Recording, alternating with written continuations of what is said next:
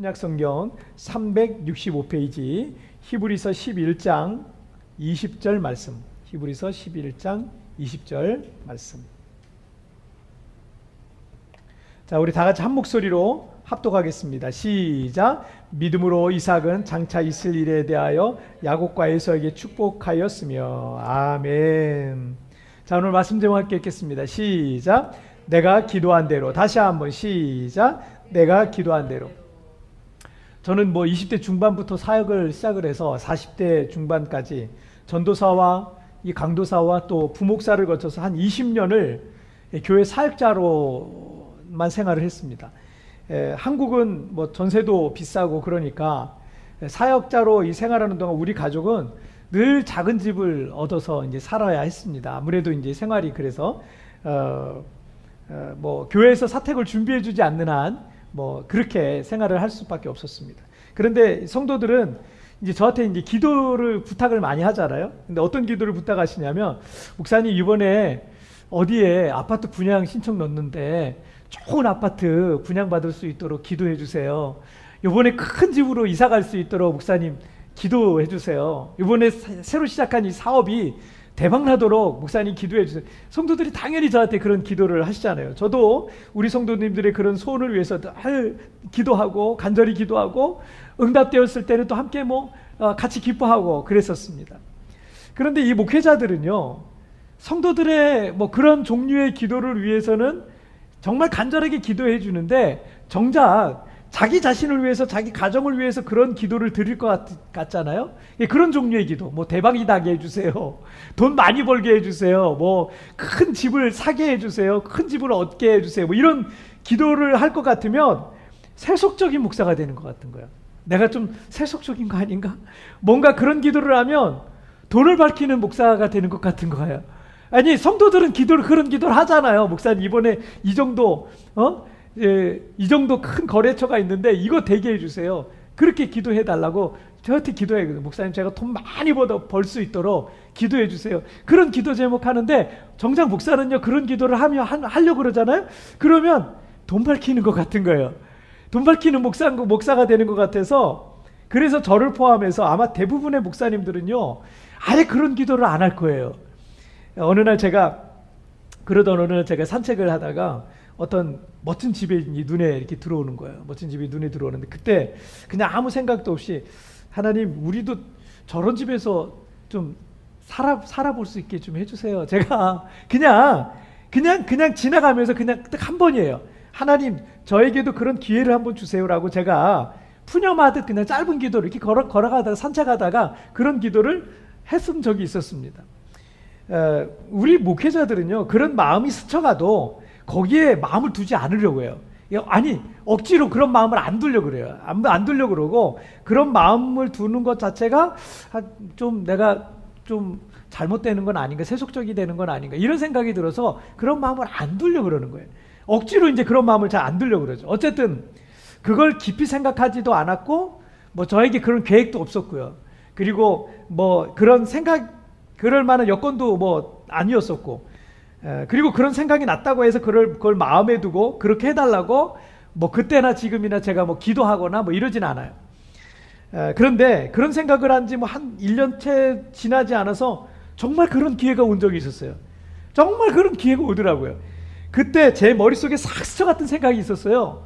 그날 제가 산책하다가 문득 그냥 푸념하듯, 그런 기도를 생전해 본 적도 없었는데 푸념하듯 그냥 했던 기도 있잖아요. 그 짧은 기도가 갑자기 떠오르는 거예요. 여러분, 주만 바라볼지라 라는 찬양 있잖아요. 주만 바라볼지라. 그 찬양의 후렴에 보면 이런 찬양이 가사가 있어요. 하나님 사랑의 눈으로 너를 어느 때나 바라보시고, 하나님 인장 귀로서 언제나 너에게 기울이시니, 어두움에 밝은 빛을 비춰주시고 너의 작은 신음에도 응답하시니, 너는 어느 곳에 있든지 주를 향하고 주만 바라볼지라. 아멘.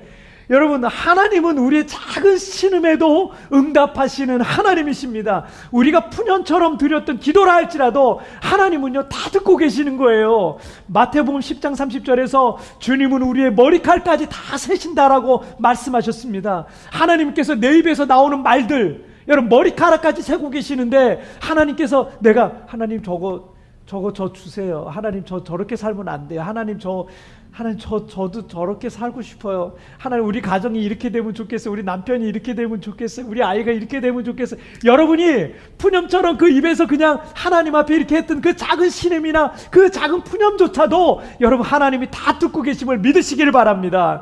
여러분, 우리가 기도한 대로 다 될 거예요. 제 삶을 통해서 경험하기로는요, 하나님은요 우리가 기도했던 것보다 항상 언제나 더 좋은 것들을 허락해 주셨습니다. 할렐루야. 자, 우리 첫 번째 주제의 말씀 함께 나누겠습니다. 시작. 기도의 능력을 믿어라. 다시 한번 시작. 기도의 능력을 믿어라. 자, 오늘 아브라함의 아들인 이삭에 관한 말씀을 우리가 좀 살펴보려고 그래요.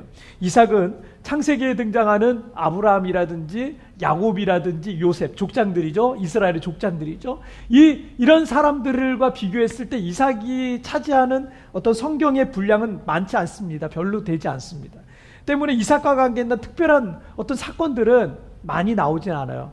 지난번에 말씀 나눴던 아버지 아브라함과 이삭 사이에 있었던 그 사건, 그리고 나중에 이제 이삭이 성장했을 때의 사건은요 별로 많지가 않습니다. 자, 오늘 본문 20절 말씀을 한번 함께 읽겠습니다. 시작. 믿음으로 이삭은 장차 있을 일에 대하여 야곱과 에서에게 축복하였으며. 자, 이렇게 말씀하고 있는 것처럼 이삭 역시 히브리서 11장에서 언급하는 믿음의 사람들, 믿음의 영웅 리스트에 포함되어 있다는 것은 그의 믿음을 통해서 하나님께서 우리에게 교훈하는 것이 크다라는 것을 우리가 알 수 있습니다. 자, 오늘 본문에서는 이삭이 믿음으로 장차 있을 일에 대해서 그의 쌍둥이 아들인 야곱과 에서에게 축복했다라는 말씀을 하고 있습니다.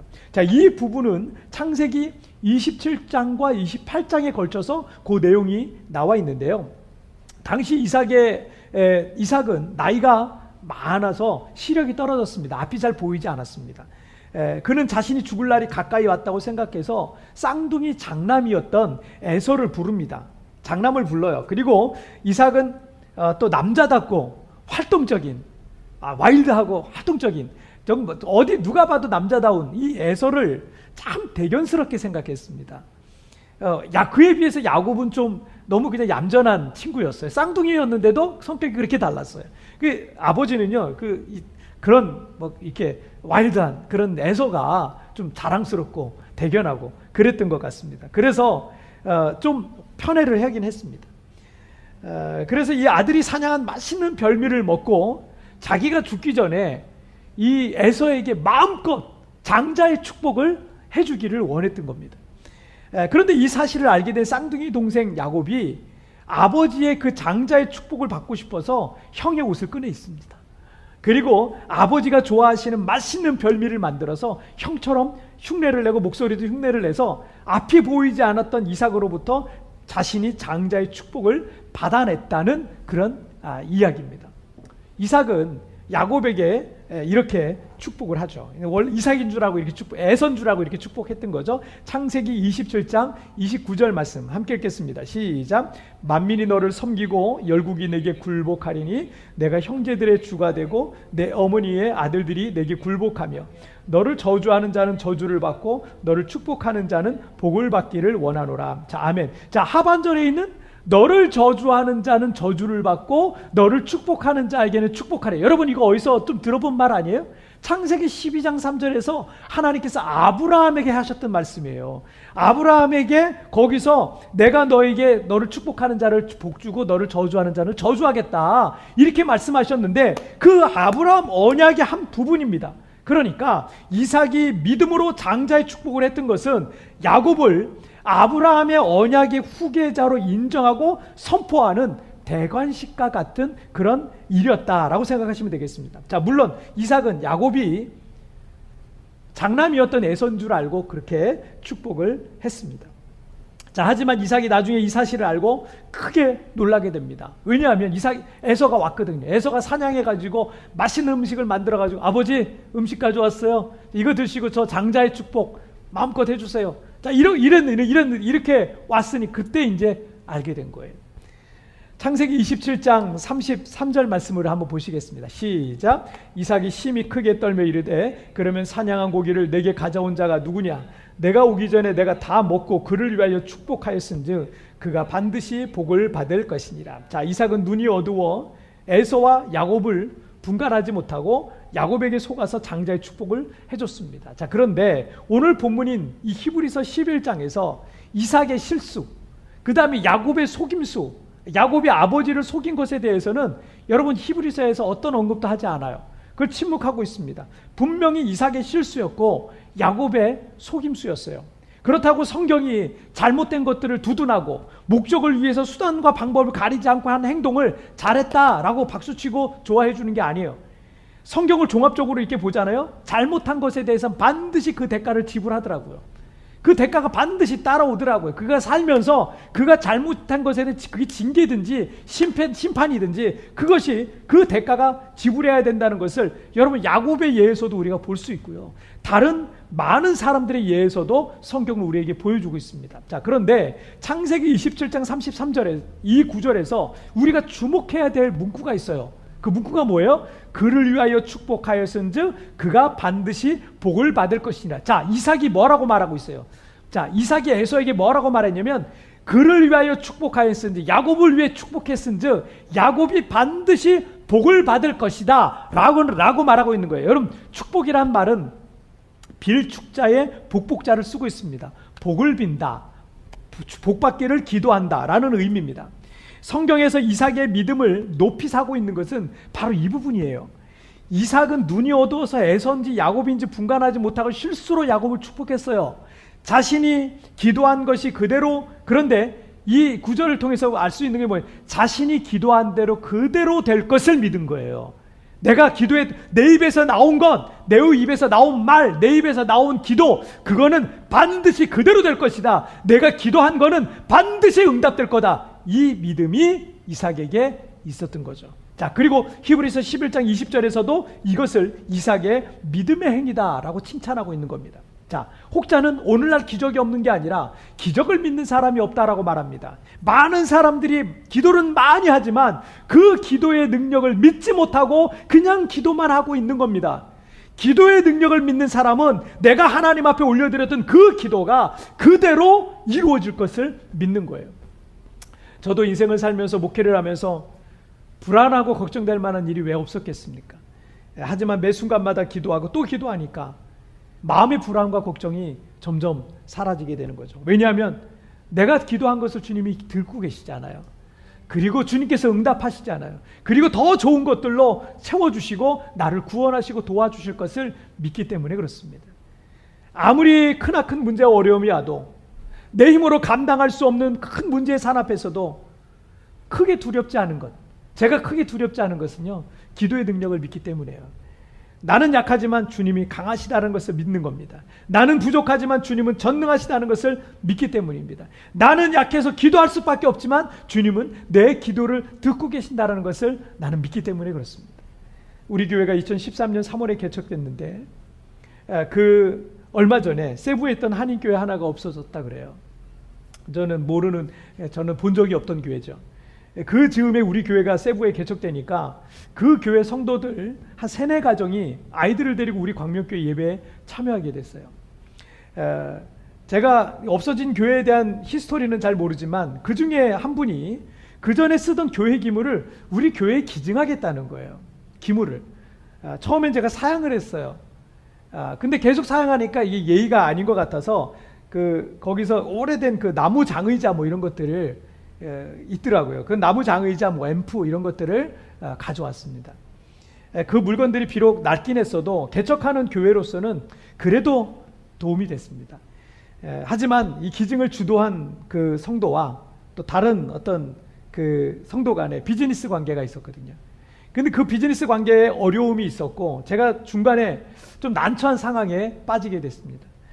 결국은 그 성도가 저를 찾아와서 이제 1년 전에 기증한 물품들 다시 돌려주든지 아니면 비용으로 내든지 둘 중 하나 하라고 얘기를 하더라고요. 뭐 1년밖에 안 된 교회였거든요, 우리 교회가. 그때는 저도 목회하면서 이런 경우는 처음 겪는 일이어서 제가 참 많이 당황했습니다. 하지만 기증한 물품에 대해서 꽤 큰 비용을 그분이 청구했기 때문에 우리 교회에서 그런 큰 돈을, 그런 물건들을 위해서 그런 큰 돈을 지불하기는 그런 형편도 안 됐습니다. 그래서 모든 기물을 다 돌려주기로 약속을 했습니다. 그래서 약속한 날에 좁은 교회 안에 있던 장의자와 앰프 뭐 등등 비롯해서 거기서 기증한 물품은요, 쓰레기통 하나까지도 다 돌려주고요. 제가 1년 동안 감사히 잘 썼다고 그분에게 인사하고, 그리고 그분하고 이렇게 헤어졌어요. 자, 그리고 이 어둑한 성전에 혼자 남아 제가 또 기도를 하고 있는데, 그런데 주님께서 저에게 마태복음 9장 17절 말씀을 주시더라고요. 새 포도주는 새 부대에 담아야 포도주와 부대가 둘 다 보존할 수 있다, 온전할 수 있다, 이런 말씀이에요. 내가 너희 교회를 새롭게 해주리라. 내가 더 좋은 것들을 너에게 줄 것이다. 이런 말씀을, 그때 그 약속의 말씀을 받았어요. 그리고 그 이후에 기도 중에 주셨던 이 말씀대로요, 정말 더 좋은 것들 채워주시고요, 교회를 새롭게 해주셨던 일이 여러분 우리 교회 개척기 때 있었던 일이었습니다. 신명기 4장 7절 말씀을 함께 읽어볼까요? 시작. 우리 하나님 여호와께서 우리가 그에게 기도할 때마다 우리에게 가까이 하심과 같이 그 신이 가까이 함을 얻은 큰 나라가 어디 있느냐. 자, 우리가 기도를 통해서 하나님을 구하고 찾을 때 주님은 우리를 가까이 하십니다. 우리가 기도할 때 하나님은 우리의 삶에 개입하십니다. 우리의 문제 속에 하나님의 역사를 이루어 가시는 것입니다. 여러분, 기도의 능력을 믿으시길 바랍니다. 그 능력을 믿고 기도하는 이들마다 하나님의 능력과 기적과 하나님의 역사를 일상 속에 체험하게 될 줄 믿습니다. 자, 우리 두 번째 주제 보실게요. 함께 읽겠습니다. 시작. 주님의 뜻에 굴복하라. 다시 한번 시작. 주님의 뜻에 굴복하라. 자, 아버지 이삭이 동생 야곱에게 장자의 축복을 해줬다는 사실을 알게 된 이 쌍둥이 형 에서는 크게 분노를 하죠. 그리고 동생 야곱을 가만두지 않겠다고, 죽여버리겠다고 막 끔찍한 말들을 막 쏟아냈습니다. 그 사이에서 이 아버지 이삭은요, 어찌 해야 될지 모르겠어요. 큰아들과 작은아들 사이에서 어찌 해야 될지 몰랐어요. 어찌되었건 아버지 이삭의 크나큰 실수였습니다. 그런데 창세기 28장으로 넘어가면 이삭은 야곱을 부릅니다. 그리고 야곱의 외삼촌 야곱에게 너 외삼촌 라반을 찾아가라. 너희 오빠를 찾아가라. 아버지 이삭 입장에서는 이러다가 쌍둥이 중 둘 중 누가 하나는 죽게 생긴 거예요. 그리고 창세기 28장 3절 말씀을 보실게요. 창세기 28장 3절 시작. 전능하신 하나님이 내게 복을 주시어 내가 생육하고 번성하게 하여 내가 여러 족속을 이루게 하시고. 자, 이삭은 야곱을 위해서 다시 축복 기도를 하죠. 얼마 전에 야곱이 형인 줄 알고, 형 에서인 줄 알고 축복 기도를 해줬다면, 이번에는요, 야곱인지 분명히 알고 있었지만 그 전에 했던 축복 기도와 똑같이, 아니면 어쩌면 더 크나큰 축복을 해주고 있는 모습을 볼 수 있습니다. 자, 창세기 28장 4절 말씀 함께 읽겠습니다. 시작. 아브라함에게 허락하신 복을 내게 주시되 너와 함께 내 자손에게도 주사 하나님이 아브라함에게 주신 땅 곧 내가 거류하는 땅을 내가 차지하게 하시기를 원하노라. 아멘. 자, 이삭은 야곱의 머리에 손을 얹고 아브라함에게 허락하신 복을 내게 주시되라고 기도하고 있어요. 이삭은 자신을 속인 이 야곱을 괘씸하게 생각할 법도 한데, 그는 야곱이 진정한 아브라함의 언약의 계승자로 축복하면서 기도하고 있습니다. 이삭이 누굴 더 좋아했다고요? 이삭이 에서를 더 좋아했어요. 장남을 더 좋아했어요. 편애했습니다. 오래전에 아내가 쌍둥이를 임신했었을 때, 그때 이 태동이 너무 심하게 컸습니다. 그래서 이삭과 리브가가 걱정이 돼가지고 기도를 했어요. 기도를 했더니 하나님께서 이런 말씀을 주셨어요. 큰 자가 작은 자를 섬기게 될 것이다. 동생이 형보다 커지게 된다. 이런 표현이죠. 그런 어떤 예언의 말씀을 주셨습니다. 하지만 나중에 이제 그걸 잊어버렸는지 어쨌는지 모르겠는데, 이삭이 나중에 쌍둥이를 낳고 키우는데 에서가 마음에 드는, 활달하고 막 와이드하고 막 뛰어놓고 막 이러니까, 뭐 사냥도 잘하고 이러니까 에서를 더 편애했습니다. 때문에 에서가 장자였으니까 당연히 에서에게 장자의 축복을 하려고 했던 겁니다. 하지만 이삭은 이 사건을 통해서 하나님께서 자신의 이 생각이 잘못됐다라는 것을, 자신의 생각을 막고 계신다라는 것을 깨달았던 겁니다. 그래서 야곱아, 넌 둘째 동생이니까 아까 내가 했던 장자의 축복은 취소다, 이렇게 하고 다시 에서에게 그 축복 기도를 하지 않았어요. 그럴 법도 한데 이삭은 자신의 생각을 하나님의 뜻에 굴복시키기로 했던 겁니다. 자신이, 이것이 이삭의 믿음이 칭찬받는 이유였습니다. 하나님, 아까 야곱이 에서인 줄 알고 드렸던 축복기도 그거 취소입니다. 다시 장남인 에서를 위해 기도해 줄 테니까 하나님 바꿔주세요. 에서를 위한 축복기도 들어주세요. 자, 그렇게 말할 법도 하지만 그는 그렇게 하지 않았어요. 할 수 있어요. 누구든 그렇게 할 수 있잖아요. 아까 그거 취소. 그건 잘못된 거니까 취소. 이렇게 할게. 그런데 에서는 그걸 그냥 하나님의 뜻으로 받아들였어요. 그리고 하나님의 뜻에 굴복하기로 했던 겁니다. 우리가 기도하다가 오랫동안 응답되지 않거나 내가 생각했던 어떤 것과 다른 방식으로 인해 일이 진행되든지 하면 우리는 하나님께 실망할 수도 있습니다. 왜 하나님께 섭섭하고 실망이 될까요? 내 기도를 안 들어주셨다는 거죠. 내 뜻대로 되지 않았기 때문에 주님께 섭섭한 마음이 드는 거예요. 제가 종종 말씀드리지만 이 기복신앙과 기독교 신앙의 가장 큰 차이는요, 누가 중심에 있느냐, 그게 차이예요. 누가 중심에 있느냐. 기복신앙과 우리 기독교의 진짜 본질적인 어떤 신앙의 차이는요, 누가 중심에 있느냐, 요거만 보면 이게 기복신앙인지 이게 참된 신앙인지 이거를 구분할 수 있어요.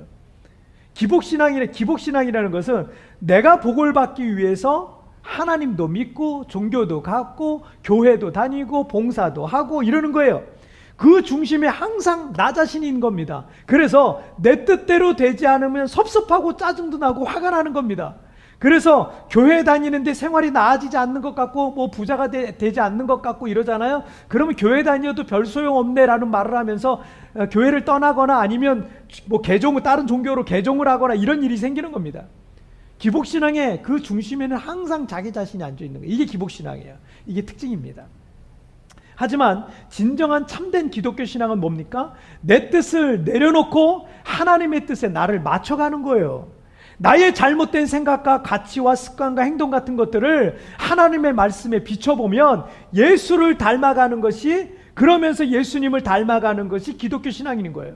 때문에 내가 기도했던 것들이 때로 응답되지 않아도 거기에 크게 실망하거나 하나님께 섭섭하지 않아요. 왜냐하면 중심에 뭐가 있다고요? 내가 아니라 하나님이 계시기 때문이니까.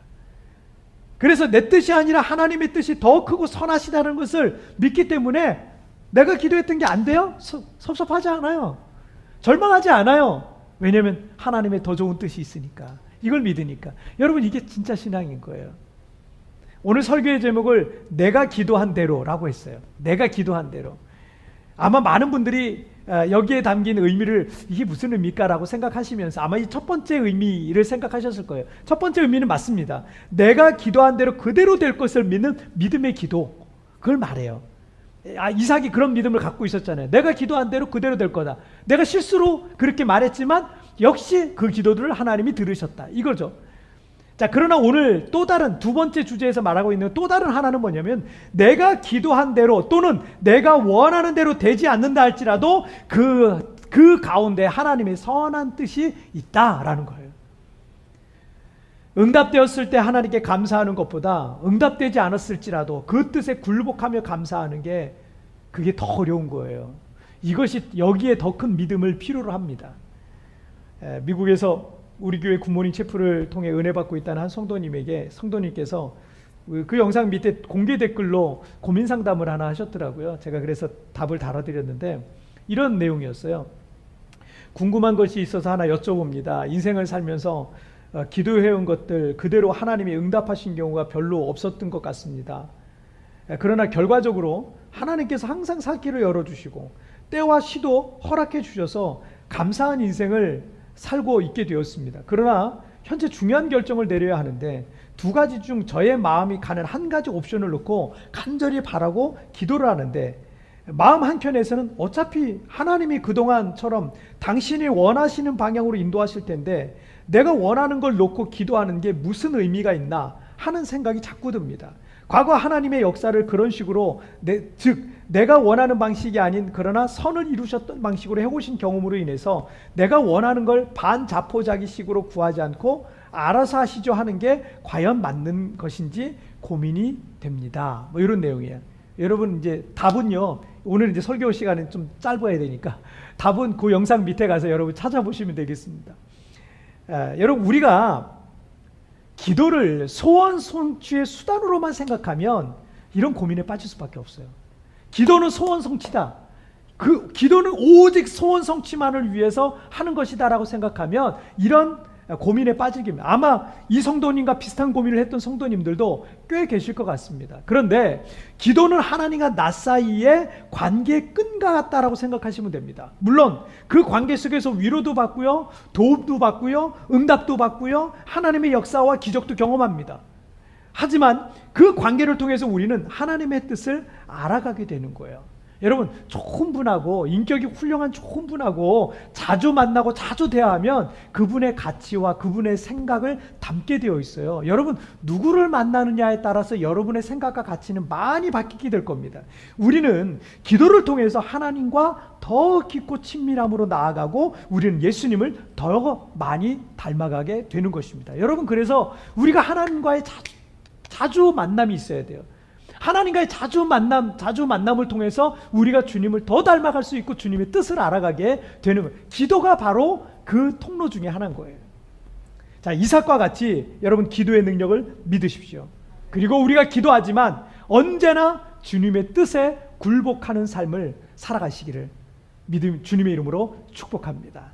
자, 두 가지 주제 말씀. 자, 읽겠습니다. 시작. 기도의 능력을 믿어라. 주님의 뜻에 굴복하라. 다시 한번 시작. 기도의 능력을 믿어라. 주님의 뜻에 굴복하라. 우리 찬양하고 같이 기도.